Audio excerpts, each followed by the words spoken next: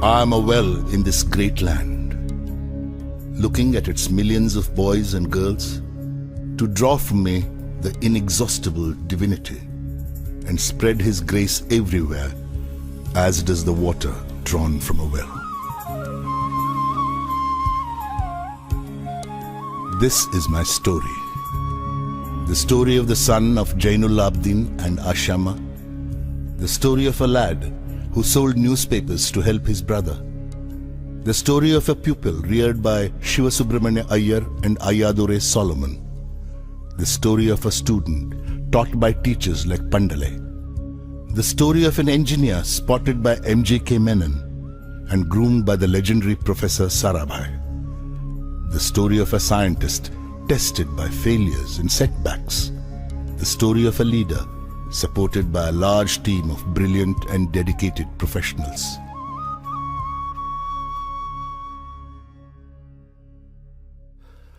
This story will end with me, for I have no belongings in the worldly sense. I have acquired nothing, built nothing, possessed nothing, no family, sons, daughters. I do not wish to set myself up as an example to others, but I believe that a few readers may draw inspiration and come to experience that ultimate satisfaction which can only be found in the life of the Spirit. God's providence is your inheritance. The bloodline of my great-grandfather Aul, my grandfather Pakir, and my father Jainul Abidin may end with Abdul Kalam. But God's grace will never cease, for it is eternal.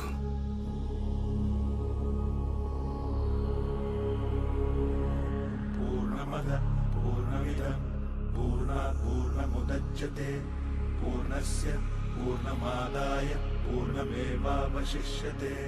Om Purnamada Purnamidam Purnat Purnamudachyate Purnasya Purnamadaya Purnamevavashishyate.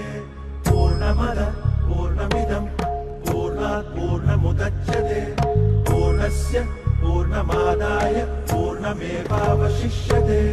Purnamada Purnamidam Purnat Purnamudachyate Purnasya Purnamadaya Purnamevavashishyate.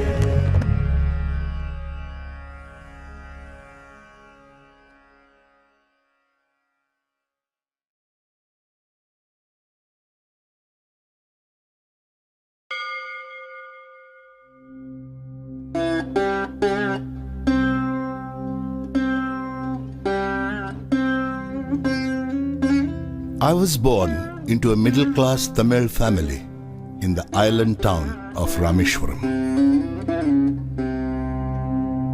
My father, Jainul Abidin, had neither much formal education nor much wealth. Despite these disadvantages, he possessed great innate wisdom and a true generosity of spirit. He had an ideal helpmate in my mother, Ashima. I was one of many children, a short boy with rather undistinguished looks, born to tall and handsome parents. We lived in our ancestral house, which was built in the middle of the 19th century. It was a fairly large Pakka house on the Mosque Street in Rameshwaram. My austere father used to avoid all inessential comforts and luxuries. However, all necessities were provided for. In fact, I would say mine was a very secure childhood, both materially and emotionally.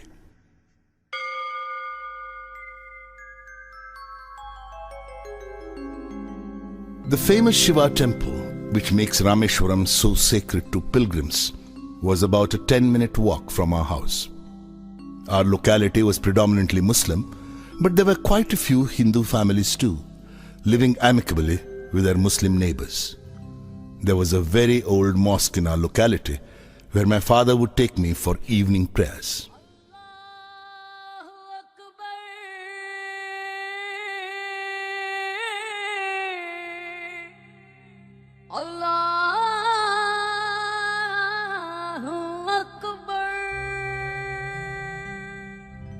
The high priest of the Rameshwaram temple, Pakshi Lakshmana Shastri, who was a very close friend of my father's. One of the most vivid memories of my early childhood is of the two men, each in his traditional attire, discussing spiritual matters. My father could convey complex spiritual concepts in very simple, down-to-earth Tamil. He once told me, "When troubles come, try to understand the relevance of your sufferings. Adversity always presents opportunities for introspection."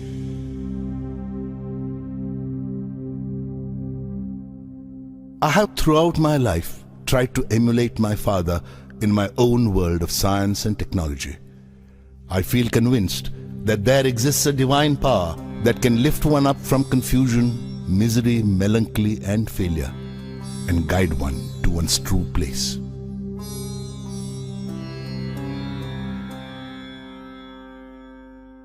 I was about 6 years old when my father embarked on the project of building a wooden sailboat to take pilgrims from Rameshwaram to Dhanushkodi and back.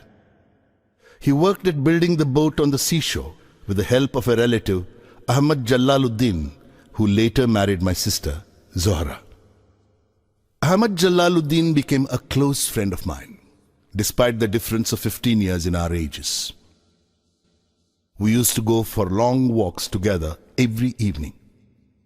As we started from Mosque Street, our first halt would be at the imposing temple of Lord Shiva, where we would circle around the temple with the same reverence as any other pilgrim.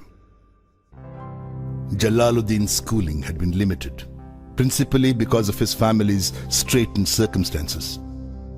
At the time I speak of, he was the only person on the entire island who could write English. He wrote letters for almost anybody in need. Jalaluddin always spoke to me about educated people, of scientific discoveries, of contemporary literature, and of the achievements of medical science. Another person who greatly influenced my childhood was my first cousin, Shamsuddin. He was the sole distributor for newspapers in Rameshwaram and a one-man operation. The newspapers would arrive at Rameshwaram station by the morning train.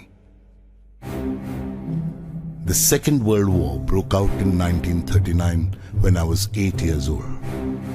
Soon India was forced to join the Allied forces and something like a state of emergency was declared. The first casualty came in the form of the suspension of the train halt at Rameshwaram station. The newspapers now had to be bundled and thrown out from the moving train on the Rameshwaram road between Rameshwaram and Dhanushkodi. That forced Shamsuddin to look for a helping hand to catch the bundles, and, as if naturally, I filled the slot. Shamsuddin helped me earn my first wages. Every child is born with some inherited characteristics into a specific socio-economic and emotional environment and trained in certain ways by figures of authority. I inherited honesty and self-discipline from my father.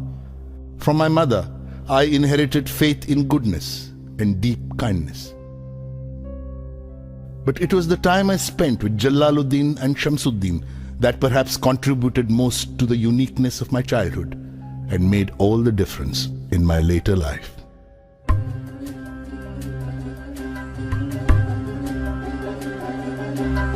தந்தை மகற்கு ஆற்றும் நன்றி அவையத்து முந்தி இருப்பச்செயல் தந்தை மகற்கு ஆற்றும் நன்றி அவையத்து முந்தி இருப்பச்செயல் இருப்பச்செயல் மகன் தந்தைக்கு ஆற்றும் உதவி இவன் தந்தை என்னோற்றான்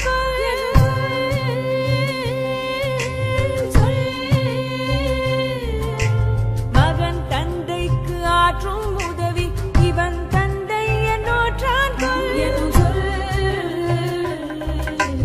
தந்தை மகற்கு ஆற்றும் நன்றி அவையத்து முந்தி இருப்பச்செயல்.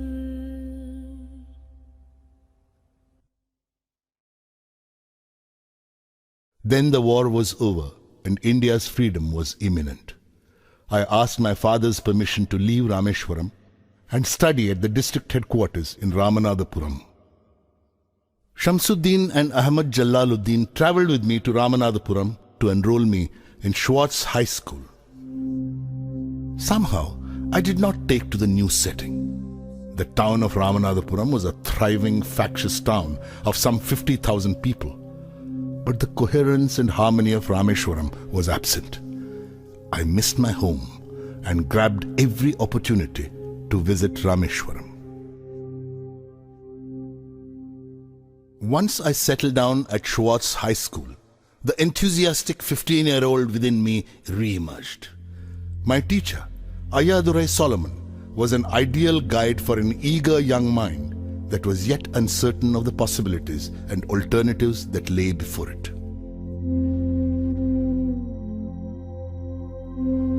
During my stay at Ramanathapuram, my relationship with him grew beyond that of teacher and pupil. Ayadurai Solomon used to say, "To succeed in life and achieve results, you must understand and master three mighty forces: desire, belief, and expectation." Ayadurai Solomon, who later became a reverend, taught me that before anything I wanted could happen, I had to desire it intensely and be absolutely certain it would happen. To take an example from my own life, I had been fascinated by the mysteries of the sky and the flight of birds from early childhood. I used to watch cranes and seagulls soar into flight and long to fly.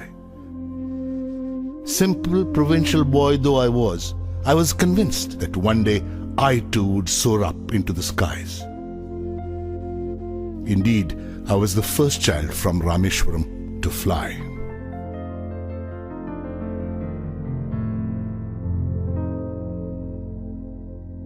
By the time I completed my education at Schwartz, I was a self-confident boy determined to succeed. The decision to go in for further education was taken without a second thought. In 1950, I arrived at St. Joseph's College, Trichy, to study for the intermediate examination. When I later joined the BSc degree course at St. Joseph's, I was unaware of any other option for higher education. Nor did I have any information about career opportunities available to a student of science. Only after obtaining a BSc did I realize that physics was not my subject. I had to go into engineering to realize my dreams. I wonder why some people tend to see science as something which takes man away from God. For me, science has always been the path to spiritual enrichment and self-realization.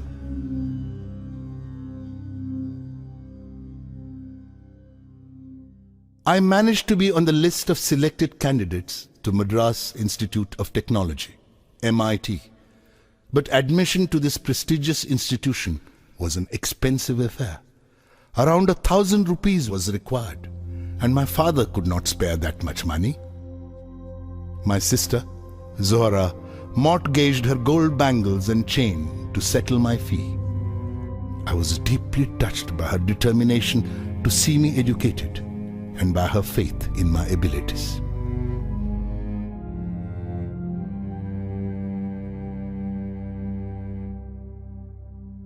What fascinated me most at MIT was the sight of two decommissioned aircrafts displayed there.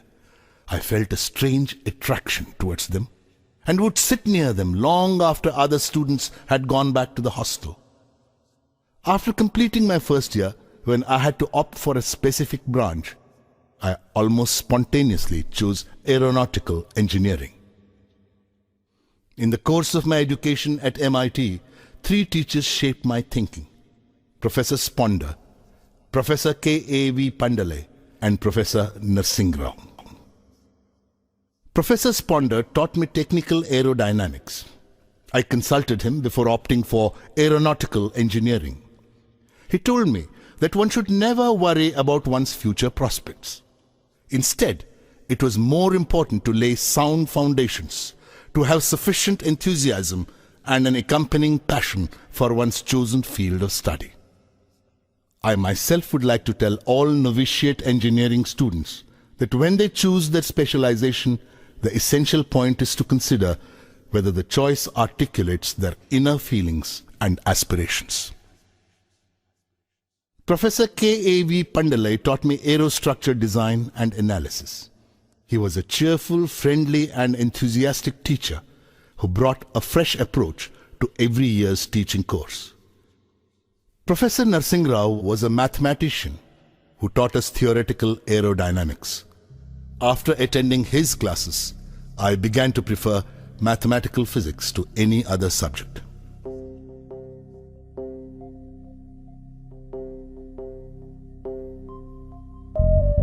साधर संगी हरि हरि नाम चित्तारा चित्तारा साधर संगी हरि हरि नाम चित्तारा सहजी अनंतु होवे दिनु राति अंकुर भलो हमारा साधर संगी साधर संगी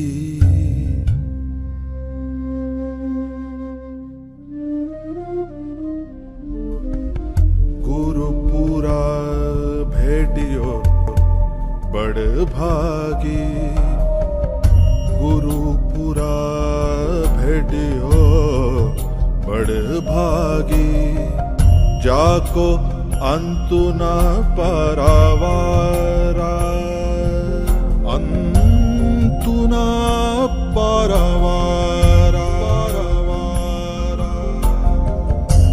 नानक सरनी गही स्वामी की पुनः पुनः नमस्कार साधर संगी साधर संगी.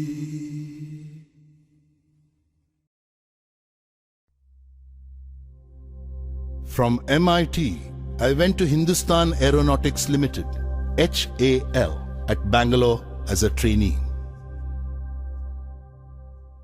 Two alternative opportunities for employment, both close to my long-standing dream of flying, presented themselves before me when I came out of HAL as a graduate aeronautical engineer.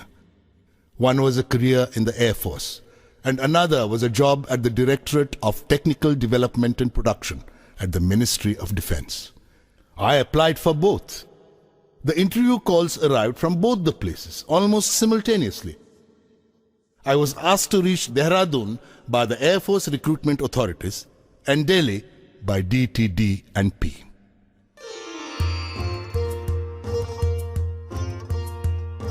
My destination was more than 2,000 kilometers away and was to be my first encounter with the vastness of my motherland. Through the window of the compartment, I watched the countryside slip past. It is astonishing how the landscape changes as one moves northwards. I halted for a week in Delhi and appeared for the interview at DTD and P. I did well at the interview. Then I proceeded to Dehradun for my interview at the Air Force Selection Board. I could only finish 9th in the batch of 25. I was deeply disappointed, and it took me some time to comprehend that the opportunity to join the Air Force had just slipped through my fingers. I trekked down to Rishikesh with the knowledge that the days ahead would be difficult. I bathed in the Ganga and walked to the Shivananda ashram, situated a little way up the hill. I met Swami Shivananda, a man who looked like a Buddha, wearing a snow-white dhoti and wooden slippers. I was struck by his irresistible, almost childlike smile and gracious manner. I told him about my unsuccessful attempt to join the Indian Air Force and my long-cherished desire to fly. He smiled and said, "Desire, when it stems from the heart and spirit, when it is pure and intense, possesses awesome electromagnetic energy. This energy is released into the ether each night as the mind falls into the sleep state. Each morning, it returns to the conscious state, reinforced with the cosmic currents. That which has been imaged will surely and certainly be manifested. You can rely, young man, upon this ageless promise as surely as you can rely upon the eternally unbroken promise of sunrise and of spring." I returned to Delhi and inquired at the DTDP about the outcome of my interview. In response, I was handed my appointment letter. I joined the next day as senior scientific assistant on a basic salary of rupees 250 per month. 3 years passed. Then the Aeronautical Development Establishment, ADE, was born in Bangalore, and I was posted to the new establishment. Bangalore as a city was in direct contrast to Kanpur, where I had been posted during my first year at the directorate. In fact, I feel our country has an uncanny way of bringing out extremes in her people. I suppose it is because Indians have been both afflicted and enriched by centuries of migrations. Loyalty to different rulers has dulled our capacity for a single allegiance. Instead, we have developed an extraordinary ability to be compassionate and cruel, sensitive and callous, deep and fickle, all at the same time. To the untrained eye, we may appear colorful and picturesque. To the critical eye, we are but shoddy imitations of our various masters. In Kanpur, I saw pan-chewing imitations of Wajid Ali Shah, and in Bangalore, it was replaced by dog-walking sahibs.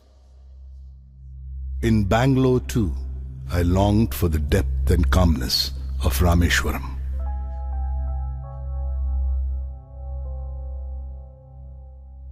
The workload at ADE during the first year was quite light. A project team was formed to design and develop an indigenous hovercraft prototype in 3 years.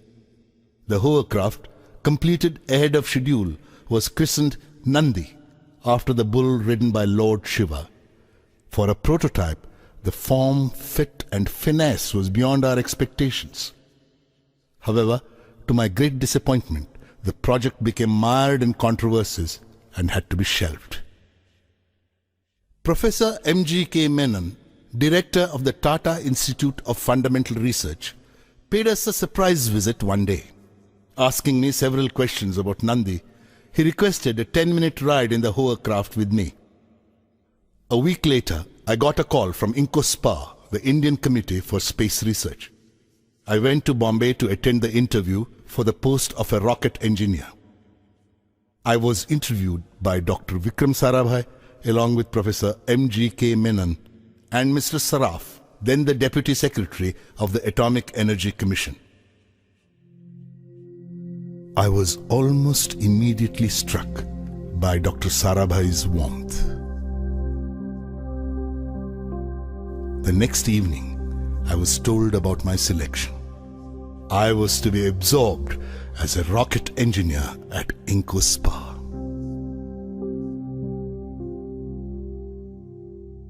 Sometime in the latter half of 1962, INCOSPA took the decision to set up the Equatorial Rocket Launching Station at Tumba, a sleepy fishing village near Trivandrum in Kerala. This was the quiet beginning of modern rocket-based research in India. Very soon after this, I was asked to proceed to America for a 6-month training program on sounding rocket launching techniques at the National Aeronautics and Space Administration, NASA. I took some time off before going abroad and went to Rameshwaram. My father was very pleased with this opportunity that had come my way. He took me to the mosque and organized a special namaz in thanksgiving.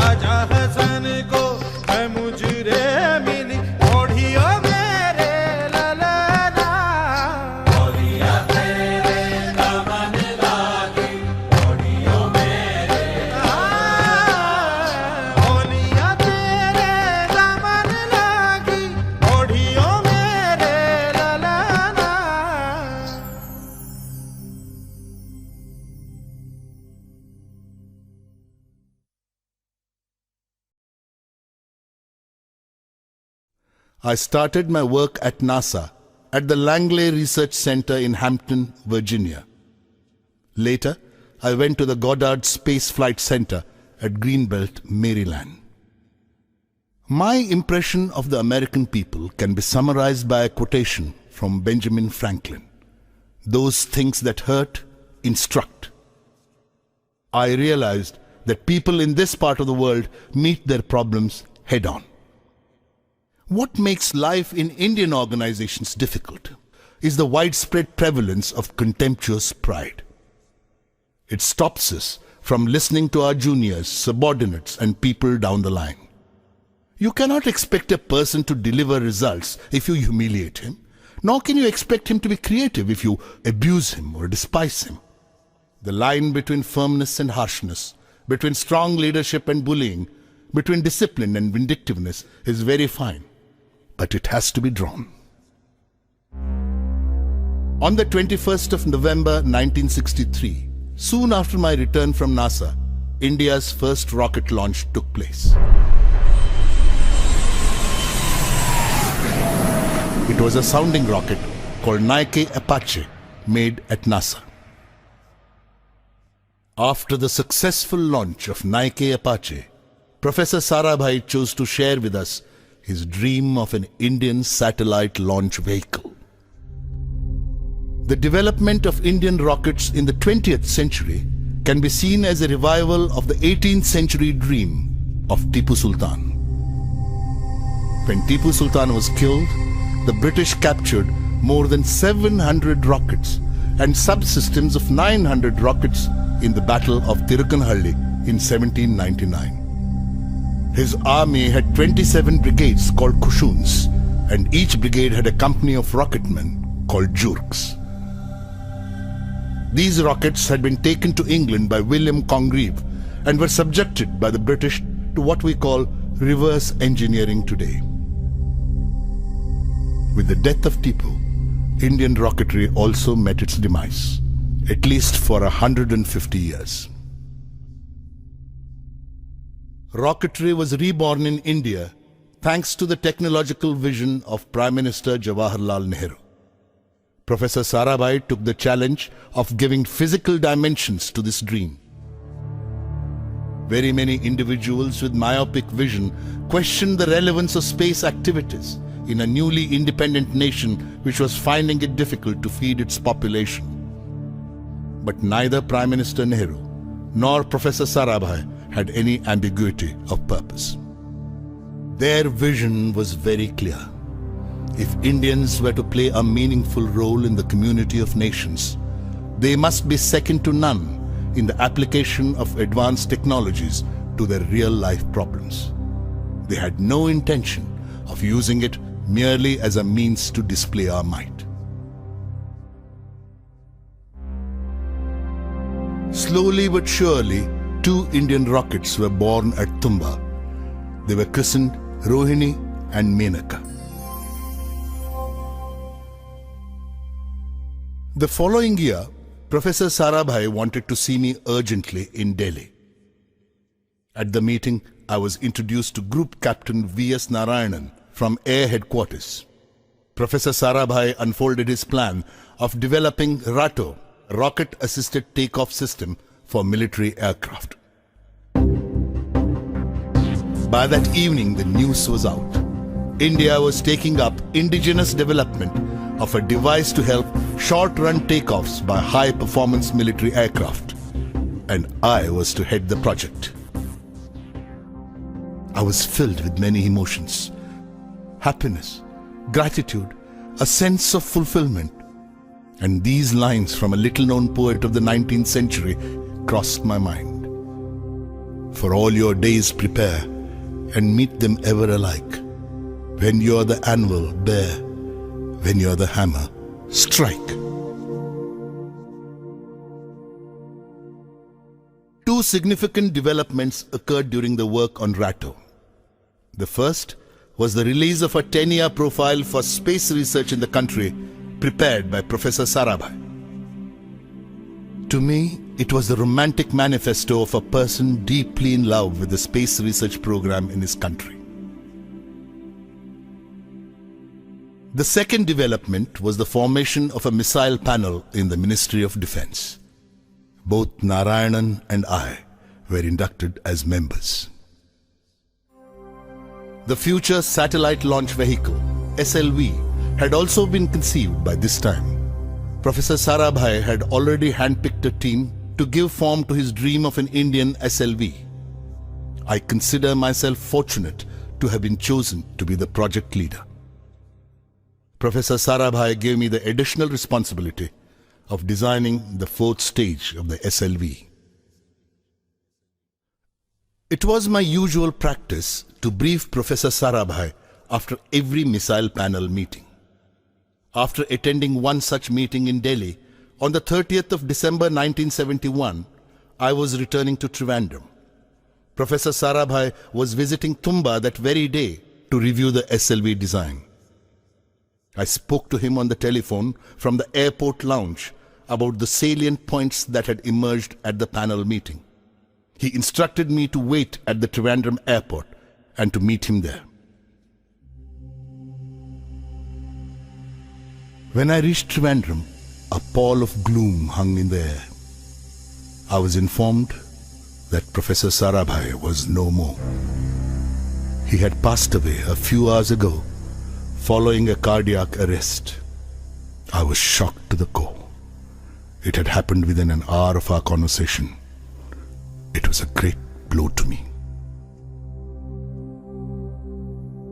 I consider Professor Sarabhai as the Mahatma Gandhi of Indian science, generating leadership qualities in his team and inspiring them through both ideas and example.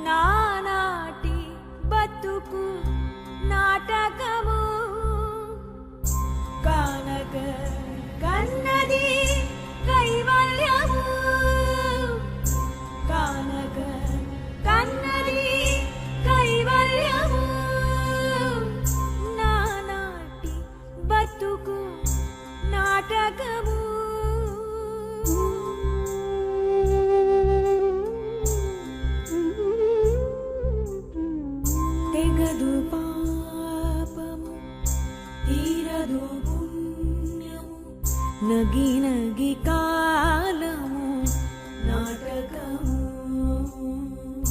తెగదు పాపము తీరదు పుణ్యము నగి నగి కాలము నాటకము యగువన Shri వెంకటేశ్వరుడే యగువన Shri వెంకటేశ్వరుడే గగనము మీదిది కైవల్యము గగనము మీదిది కైవల్యము కైవల్యము.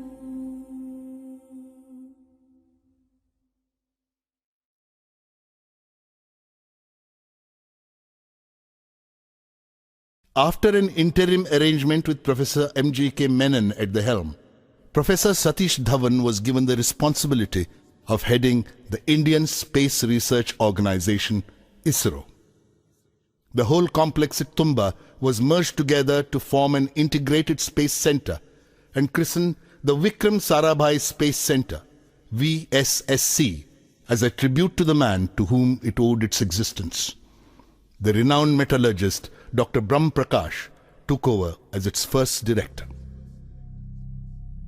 Anyone who has taken up the responsibility to lead a team can be successful only if he is sufficiently independent, powerful, and influential in his own right to become a person to reckon with. This is perhaps also the path to individual satisfaction in life, for freedom with responsibility is the only sound basis for personal happiness. What can one do to strengthen personal freedom? I would like to share with you two techniques I adopt in this regard. First, by building your own education and skills. Knowledge is a tangible asset, quite often the most important tool in your work. The more up-to-date the knowledge you possess, the freer you are. Knowledge cannot be taken away from anyone except by obsolescence. A leader can only be free to lead his team if he keeps abreast of all that is happening around him in real time. To be a successful team leader, one has to stay back after the din and clutter of a working day to emerge better equipped and ready to face a new day. The second way is to develop a passion for personal responsibility. The sovereign way to personal freedom is to help determine the forces that determine you. Work for the things you believe in. If you do not, you are surrendering your fate to others. The first 3 years of the SLV project was the period for the revelation of many fascinating mysteries of science. Gradually, I became aware of the difference between science and technology, between research and development. Science is inherently open-ended and exploratory. Development is a closed loop. Mistakes are imperative in development and are made every day. But each mistake is used for modification, upgradation, or betterment. Like any other act of creation, the creation of the SLV-3 also had its painful moments. One day, when my team and I were totally engrossed in our work, the news of a death in the family reached me. My brother-in-law and mentor, Janab Ahmad Jalaluddin, was no more. For a couple of minutes, I was immobilized. When I could focus on my surroundings once more, I realized that with Jalaluddin, a part of me had passed away. Traveling overnight in a combination of district buses, I reached Rameshwaram only the next day. I had no words for Zohra or for my niece Mehboob, both of whom were crying uncontrollably. I had no tears to shed. For many days back in Tumba, I felt a sense of futility I had never known before about everything I was doing. I had long talks with Professor Dhawan. He told me that my progress on the SLV project would bring me solace. The confusion would first lessen and would later pass away altogether. In 1976, my father, Jainul Abdin, who had lived on Rameshwaram Island for 102 years, passed away, leaving behind 15 grandchildren and 1 great-grandson. In worldly terms, it was the death of just another old man. No public mourning was organized. No flags were lowered to half-mast. No newspaper carried an obituary for him. He was not a politician, a scholar, or a businessman. He was a plain and transparent man. His life inspired the growth of all that was benign and angelic, wise and noble.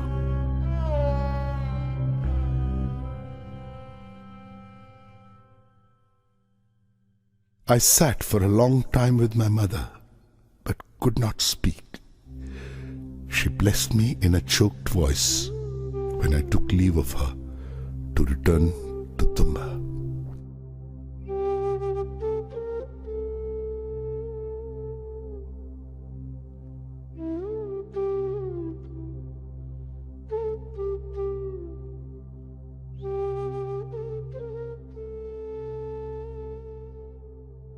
The SLV-3 Apogee rocket, scheduled to be flight tested in France, was mired with problems.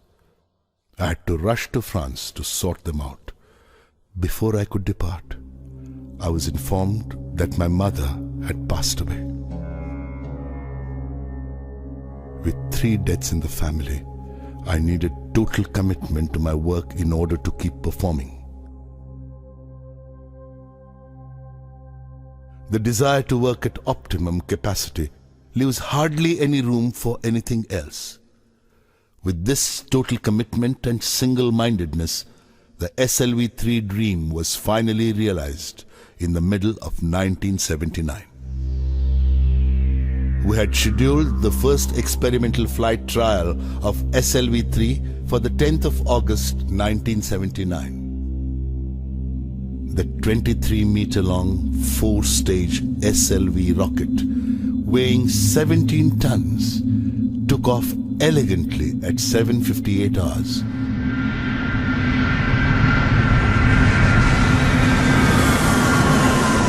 Stage 1 performed to perfection. There was a smooth transition from this stage to the second stage.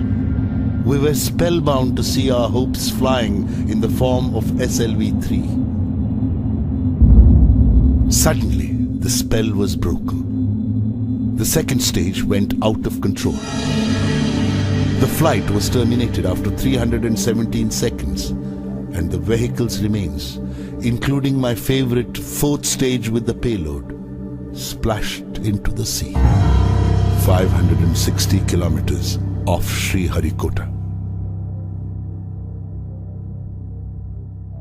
The incident caused us profound disappointment. I felt a strange mix of anger and frustration. Completely drained, mentally as well as physically, I went straight to my room and slumped onto the bed. A gentle touch on my shoulder woke me up. It was late in the afternoon, almost approaching evening.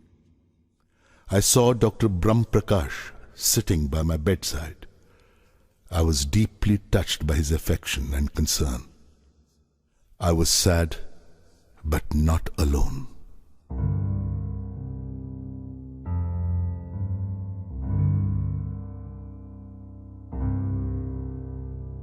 A post-flight review established that the mishap occurred because of the failure of the second stage control system.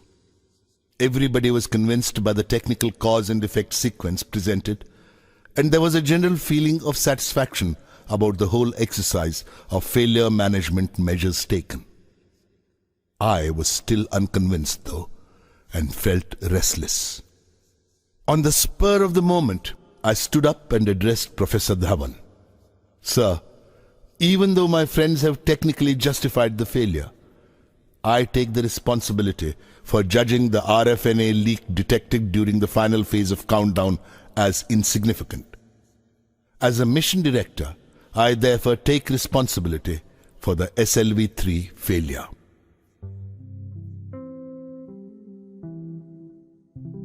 The pursuit of science is a combination of great elation and great despair. I went over many such episodes in my mind. The idea that a man could land on the moon, developed by a Russian mathematician, was realized after nearly 4 decades, and by the United States at that.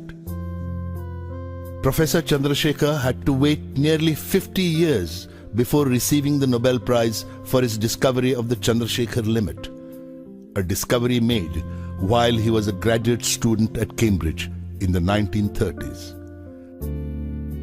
How many failures must von Braun have gone through before his Saturn launch vehicle put man on the moon?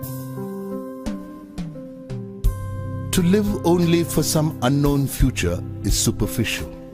It's like climbing a mountain to reach the peak without experiencing its sides. The sides of the mountain sustain life, not the peak.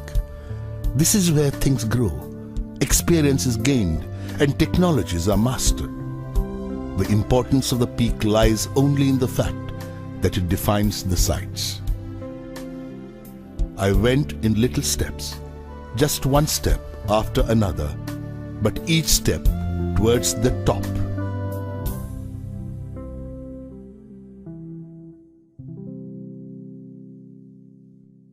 On the 17th of July 1980, 30 hours before the launch of the second SLV-3, the newspapers were filled with all kinds of predictions. Many reports preferred to trace the history of the first SLV-3 flight and recalled how the third stage had failed to ignite because of lack of fuel and the rocket had nosedived into the ocean. Some were a general prognosis of all that ailed our country and related it to the SLV-3. I knew that the next day's launch was going to decide the future of the Indian space program. In fact, to put it simply, the eyes of the whole nation were on us. In the early hours of the next day, the 18th of July 1980, at 8:03 hours to be precise, India's first satellite launch vehicle, SLV-3, lifted off. I saw the computer displaying data about stage 4 giving the required velocity to the Rohini satellite to enter its orbit. Within the next 2 minutes, Rohini was set into motion in a low Earth orbit.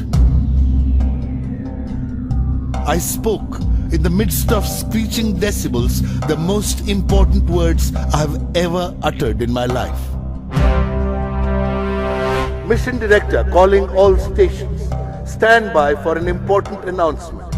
All stages perform to mission requirements. The 4th stage apogee motor has given the required velocity to put Rohini satellite into orbit. There were happy cries everywhere.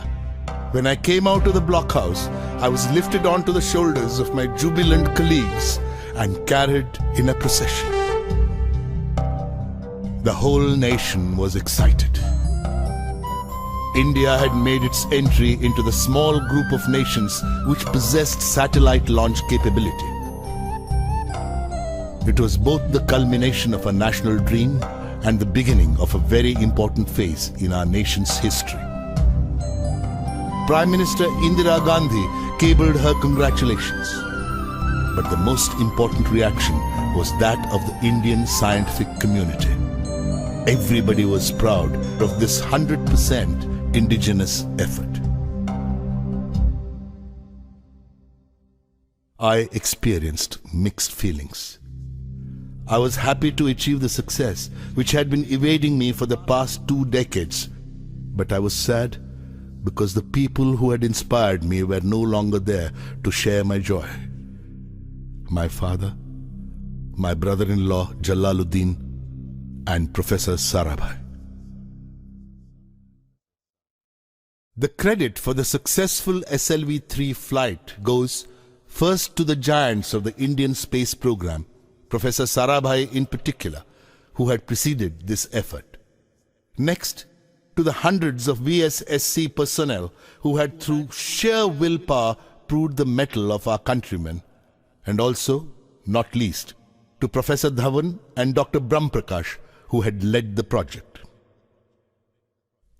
Within a month of the SLV-3 success, I received a call from Professor Dhawan in Delhi asking me to join him the next morning to meet the Prime Minister, Mrs. Indira Gandhi.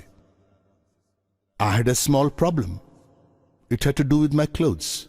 I was dressed casually, as is my wont, and wearing slippers, not by any standards of etiquette, suitable attire in which to meet the Prime Minister. When I told Professor Dhawan about this problem, he told me not to worry about my dress. "You are beautifully clothed in your success," he quipped. Professor Dhawan and I arrived at the Parliament House Annex the next morning. There were about 30 members of the Lok Sabha and Rajya Sabha in the room. Professor M.G.K. Menon and Dr. Nag Chaudhary were also present. Srimati Gandhi spoke to the members about the success of the SLV-3 and lauded our achievement. In January 1981, the renowned nuclear scientist, Professor Raja Ramanna, invited me for a private meeting. The Devil missile program had been shelved in spite of tremendous achievements made by Narayanan and his team at the Defence Research and Development Laboratory, DRDL. The entire program of military rockets was reeling under a persistent apathy. Professor Ramanna asked me if I would like to join DRDL and shoulder the responsibility of shaping their guided missile development program. I felt honored by the esteem in which Professor Ramanna held me. Republic Day 1981 brought with it a pleasant surprise: the conferment of the Padma Bhushan Award on me. I filled my room with the music of Bismillah Khan's Shehnai. The music took me to another time, another place. I visited Rameshwaram and hugged my mother. My father ran his caring fingers through my hair. My mentor, Jalaluddin, announced the news to the crowd gathered on Mosque Street. My sister, Sora, prepared special sweets for me. Pakshi Lakshmana Shastri put a tilak on my forehead. Father Solomon blessed me holding the Holy Cross. I saw Professor Sarabhai smiling with a sense of achievement. The sapling which he had planted 20 years ago had finally grown into a tree whose fruits were being appreciated by the people of India.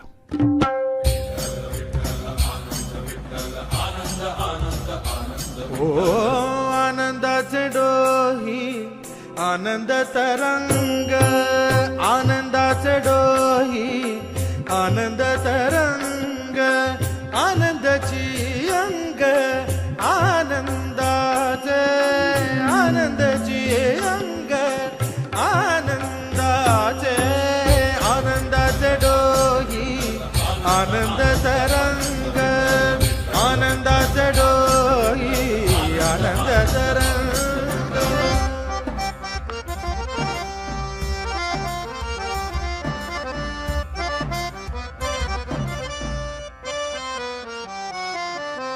गर्भाचे आवडी मातेचा डोहळा तेथीचा जीवळा तेथे बिंबे गर्भाचे आवडी मातेचा डोहळा तेथीचा जीवळा तेथे बिंबे तुका म्हणे तैसा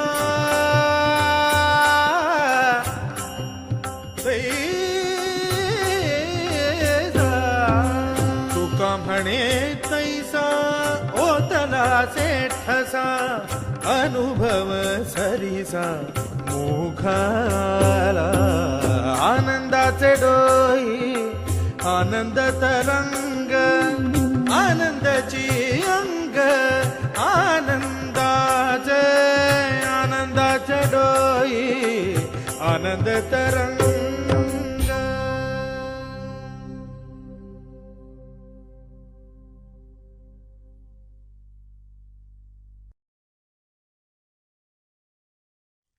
I joined DRDL on the 1st of June 1982.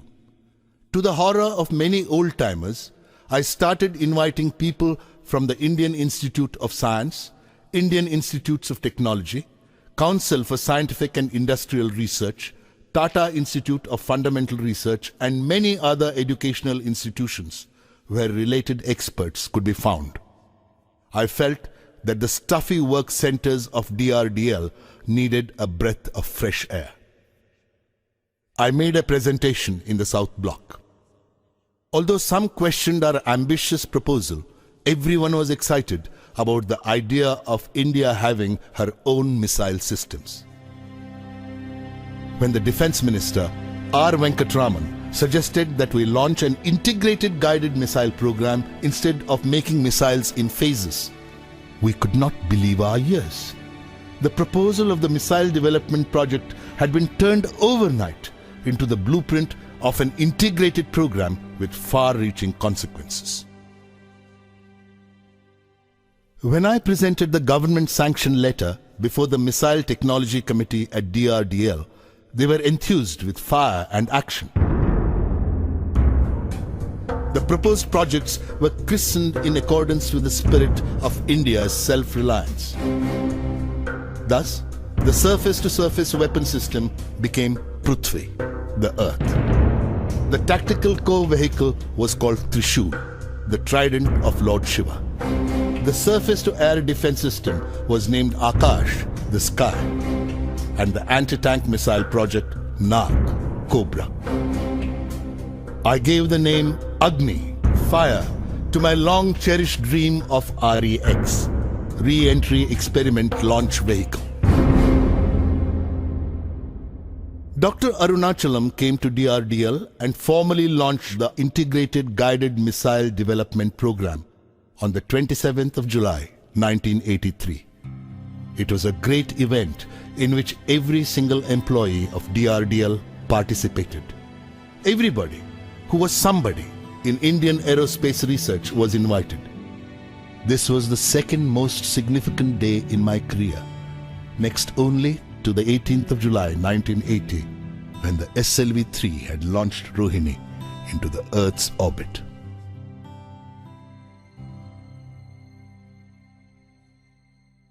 The launch of the Integrated Guided Missile Development Program was like a bright flash on the Indian scientific firmament.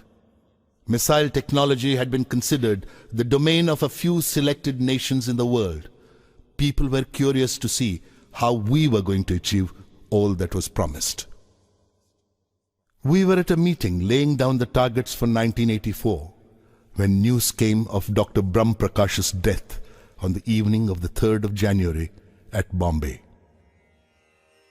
It was a great emotional loss for me. His compassion and humility were exemplary. His healing touch on the day of the failed SLV-E1 flight surfaced in my memory, serving to deepen my sorrow.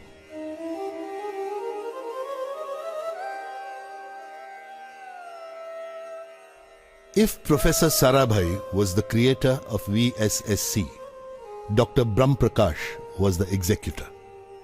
He had nurtured the institution when it most needed nourishment.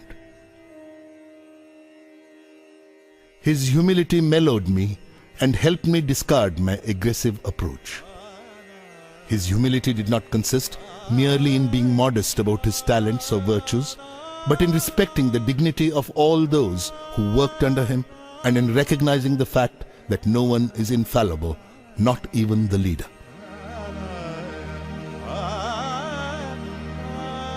He was an intellectual giant with a frail constitution. He had a childlike innocence, and I always considered him a saint among scientists.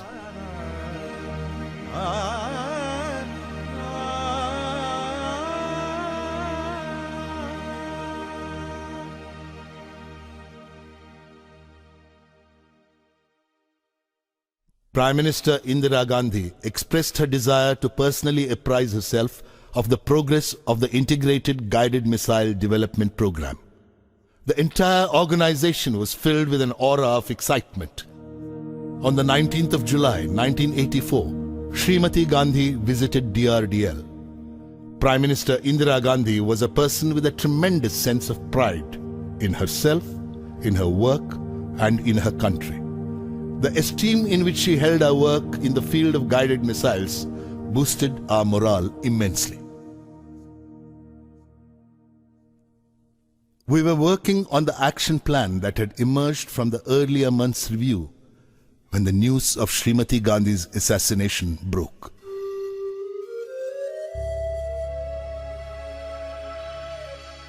Srimati Gandhi's death was a tremendous loss to the scientific community.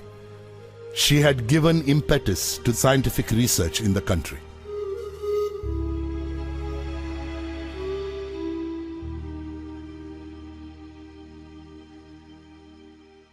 Her son, Rajiv Gandhi, took over as the new Prime Minister of India.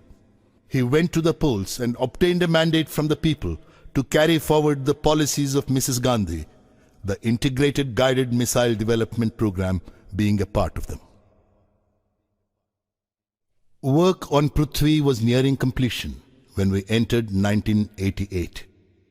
Prithvi was launched at 11:23 hours on the 25th of February. It was an epoch-making event in the history of rocketry in the country. Prithvi was not merely a surface-to-surface missile.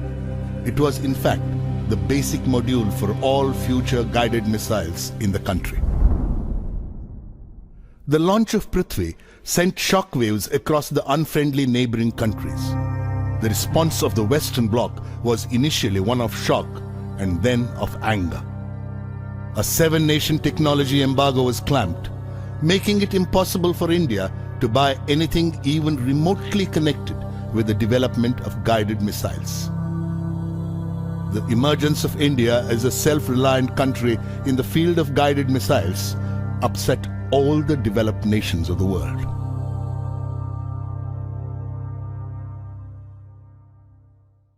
The Agni team was comprised of more than 500 scientists. Many organizations were networked to undertake this huge effort of launching Agni. The Agni launch had been scheduled for the 20th of April 1989. This was going to be an unprecedented exercise. Unlike space launch vehicles, a missile launch involves wide-ranging safety hazards. All activities preparatory to the launch went according to schedule. We had decided to move the people living in nearby villages to safety at the time of the launch. This attracted media attention and led to much controversy. By the time the 20th of April 1989 arrived, the whole nation was watching us.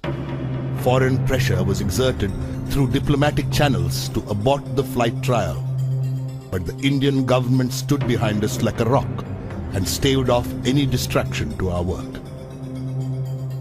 We were at T14 seconds when the computer signaled hold, indicating that one of the instruments was functioning erratically. This was immediately rectified. Meanwhile, the downrange station asked for a hold.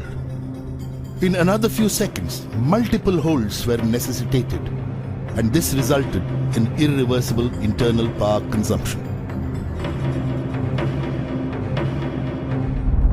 We had to abort the launch. The missile had to be opened up to replace the onboard power supplies. The press was up in arms and fielded various interpretations of the postponement of the flight to suit the fancies of the readership. Cartoonist Sudhir Dar sketched a shopkeeper returning a product to the salesman, saying that like Agni, it would not take off. Another cartoonist showed one Agni scientist explaining that the launch was postponed because the press button did not make contact. The Hindustan Times showed a leader consoling press reporters. There is no need for any alarm. It's a purely peaceful, non-violent missile. After a detailed analysis conducted virtually round the clock for the next 10 days, our scientists had the missile ready for launch on the 1st of May, 1989. But again, during the automatic computer checkout period at T10 seconds, a hold signal was indicated. A closer inspection showed that one of the control components, S1 TVC, was not working according to the mission requirements. the launch had to be postponed yet again. Now, such things are very common in rocketry and quite often happen in other countries too. But the expectant nation was in no mood to appreciate our difficulties. The Hindu carried a cartoon by Keshav, showing a villager counting some currency notes and commenting to another, "Yes, it's the compensation for moving away from a hut near the test site. A few more postponements and I can build a house of my own." Another cartoonist designated Agni as IDBM, intermittently delayed ballistic missile. Amul's cartoon suggested that what Agni needed was to use their butter as fuel. Detailed analysis of the component failure during the second attempt led to the refurbishment of the control system. Finally, the launch was scheduled for the 22nd of May. The previous night, Dr. Arunachalam, General K.N. Singh and I were walking together with the Defence Minister, K.C. Pant. It was a full moon night. It was high tide, and the waves crashed and rolled as if singing of God's glory and power. Would we succeed with the Agni launch tomorrow? This question was foremost in all our minds.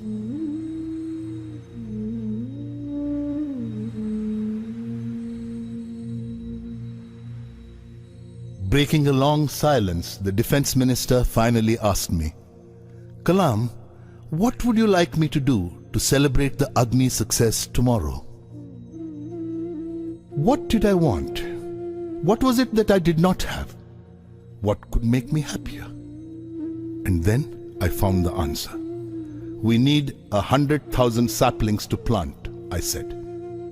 His face lit up with a friendly glow. "You are buying the blessings of Mother Earth for Agni," the Defence Minister quipped. "We will succeed tomorrow."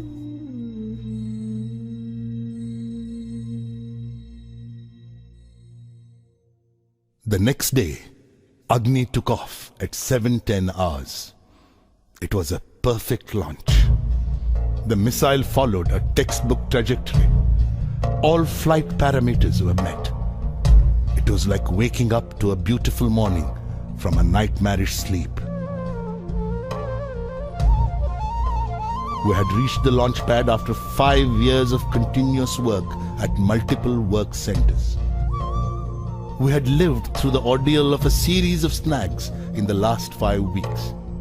We had survived pressure from everywhere to stop the whole thing, but we had done it at last. It was one of the greatest moments of my life. A mere 600 seconds of elegant flight washed off our entire fatigue in an instant. What a wonderful culmination of our years of labor. I wrote in my diary that night, "Do not look at Agni as an entity directed upward to deter the ominous or exhibit your might. It is fire in the heart of an Indian. Do not even give it the form of a missile, as it clings to the burning pride of this nation, and thus is bright."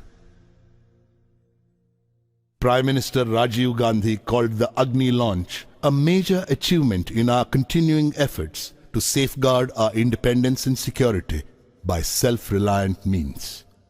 The technology demonstration through Agni is a reflection of our commitment to the indigenous development of advanced technologies for the nation's defense. Till the Agni launch, the Indian armed forces had been structured for a strictly defensive role, to safeguard our nation, to shield our democratic processes from the turbulence in the countries around us, and to raise the cost of any external intervention to an unacceptable level. With Agni, India had reached the stage where she had the option of preventing wars involving her.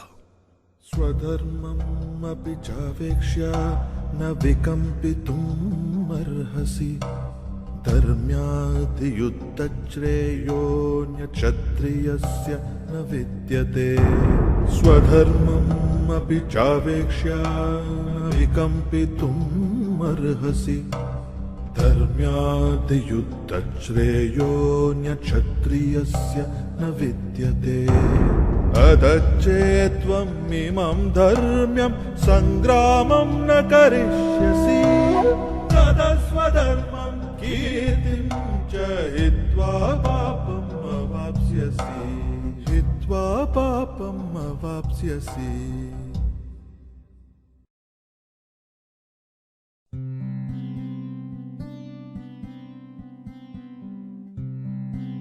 On Republic Day 1990, the nation celebrated the success of its missile program. I was conferred the Padma Vibhushan along with Dr. Arunachalam. Memories of the Padma Bhushan awarded a decade ago came alive. I still lived more or less as I had lived then, in a room 10 feet wide and 12 feet long, furnished mainly with books, papers, and a few pieces of hired furniture. The only difference was at that time my room was in Trivandrum and now it was in Hyderabad. The mess bearer brought me my breakfast of idlis and buttermilk and smiled in silent congratulation for the award. I was touched by the recognition bestowed on me by my countrymen.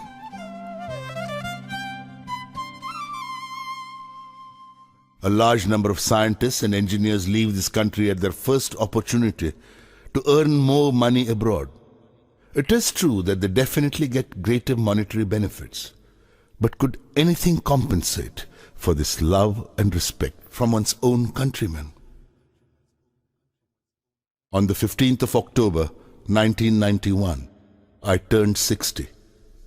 I looked forward to retirement and planned to open a school for the less privileged children.